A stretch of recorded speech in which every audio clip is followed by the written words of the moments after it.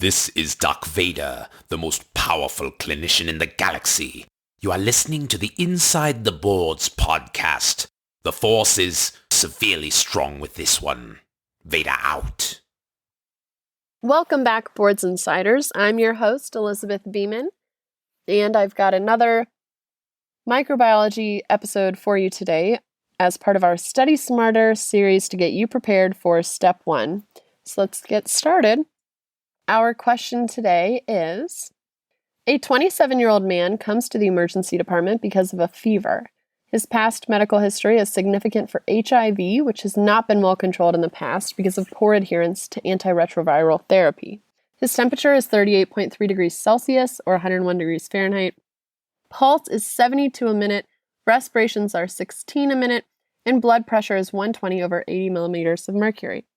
Physical examination shows several painless, white, irregular-shaped plaques on the right oral mucosa. They cannot be scraped off using a tongue depressor. There is no associated erythema or swelling. Which of the following is most likely associated with this presentation? A. Aspergillus fumigatus, B. Candida albicans, C. Cytomegalovirus, D. Epstein-Barr virus, or E. Herpes simplex virus. And the correct answer is D. Epstein-Barr virus. And how did we come to that correct answer? Our diagnosis for this patient is also known as oral hairy leukoplakia. It is one presentation of Epstein-Barr virus that we specifically see in immunocompromised patients like those with AIDS. Unlike thrush or oral candidiasis, the lesions of oral hairy leukoplakia cannot be scraped off of the tongue or buccal mucosa.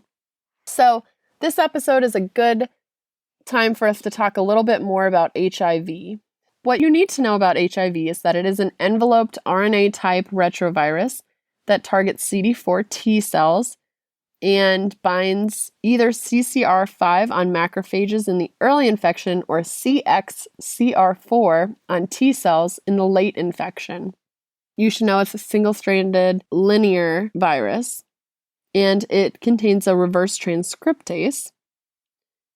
Know that the preliminary test with a high sensitivity, meaning a lot of false positives, to test for HIV is an ELISA, but the confirmatory test, which will rule out those false positives, is a Western blot. That is something that could come up on Step 1. The risk factors for HIV transmission include sexual activity, blood transfusion, although this is a very, very, very rare, and needle sharing and sticks. Also, it can be transmitted transplacentally without any kind of treatment. It's actually as high as 30% of babies born to HIV-positive women will have HIV as well. However, in countries like America, where we have a lot of resources, the risk of transmitting HIV is actually less than 2%, much thanks to the medications that we can now give women during pregnancy and after pregnancy to prevent transmission. What does HIV look like? The initial presentation is like an acute viral illness, actually presents a lot like mononucleosis. Patients will get fever, malaise, lymphadenopathy, pharyngitis. This usually happens about a month after the initial exposure in about 80% of people. So at this stage, there's very high levels of the HIV virus in the blood.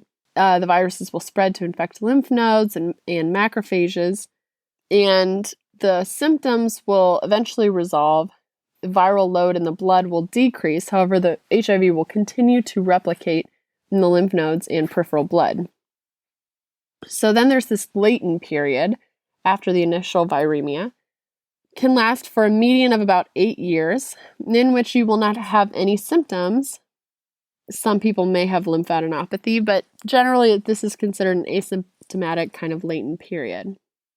In the meantime, CD4 cells are steadily being destroyed, the CD4 T lymphocytes. These are obviously the number one target of HIV. Towards the end of the latent period, patients begin to develop bacterial and skin infections, and may also be more likely to experience constitutional symptoms like weight loss or malaise or night sweats. AIDS will subsequently develop once the CD4 lymphocyte count drops below 200. So remember that number cutoff is 200. Also, another clinical indicator that the patient will now be classified as having AIDS is if they have one of the AIDS-defining opportunistic infections. These include Candida esophagitis, pneumocystis carinii pneumonia, and the malignancy Kaposi sarcoma. Fortunately, now patients will receive antiretroviral therapy, and this has greatly improved the prognosis for patients who are diagnosed positive with HIV.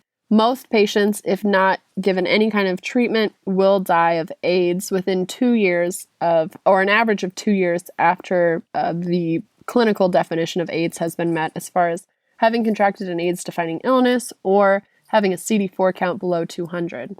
So that's kind of a quick review of what we want you to know about AIDS.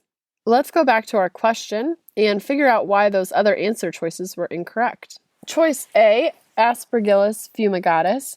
Aspergillus is a cause of invasive disease in immunocompromised patients like pneumonia, angioinvasion, or invasive sinusitis, but it doesn't really cause an oral mucosal infection.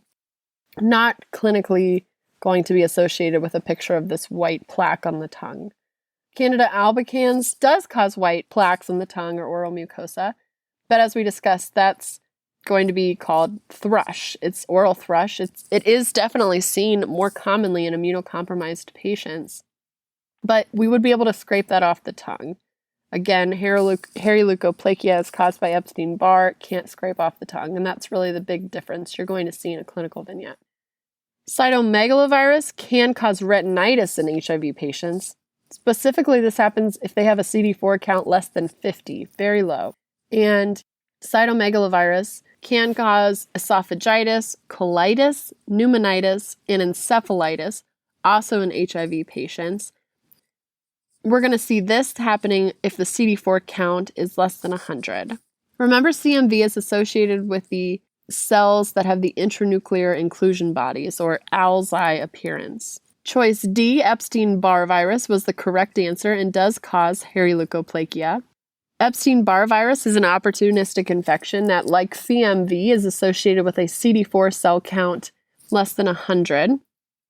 EBV can also cause B-cell lymphoma, like non-Hodgkin lymphoma and CNS lymphoma. The CNS lymphoma is ring-enhancing and may be solitary, versus toxoplasma, where we also see ring-enhancing lesions in HIV patients. However, these are going to usually be multiple different lesions. So that's how you know the difference between the CNS lymphoma, the Epstein-Barr virus, and toxoplasma brain abscesses. Speaking of which, Toxoplasma gondii does cause brain abscesses also in patients with a CD4 count less than 100. Again, multiple ring-enhancing lesions will be seen on MRI. And then we come to choice E, herpes simplex virus. Herpes simplex virus, certainly a patient who is immunocompromised would be at an increased risk for a more systemic involvement of a herpes virus. You can think about herpetic encephalitis as a potential disease you might see in an HIV or AIDS-infected patient. However, it's not going to present with the hairy leukoplakia type associated plaque that we saw in this clinical vignette. Blisters and sores in the mouth would definitely give us a clue that maybe this is some kind of herpetic infection. This patient didn't have that, so we have low suspicion that it would be a herpes simplex virus causing these symptoms. That's pretty much all we wanted to make sure that you knew for HIV. Also, since we did talk a little bit about Candida, I'd like to just touch on a few important points to remember. As we said, Candida does cause oral thrush with the scrapable white plaque and pseudohyphae on microscopy. That oral thrush will happen in an HIV patient that has a CD4 count less than 500. That's not even meeting criteria for AIDS at that point. But when the CD4 count gets even lower, less than 100, we worry about a more serious infection involving Candida, which is the esophagitis. Candida esophagitis will show white plaques on endoscopy, so they're further down, and yeast and pseudohyphae on biopsy. Not relating to HIV, Candida also is responsible for yeast infections, Candida vulvovaginitis. The signs of a Candida yeast infection would include inflammation and thick white, also called cottage cheese discharge from the cervix. You're going to see on microscopy pseudohyphae. These patients, in opposition to patients with a trichomonal or bacterial vaginosis infection, patients with Candida have a normal pH. So remember that that's kind of the differentiating factor. If you have a person with white discharge and the pH is 4.0 to 4.5, you're going to be thinking about Candida vulvovaginitis. When we get into like a trichomonal infection, we think about a patient who has a vaginal pH greater than 4.5, a more basic pH.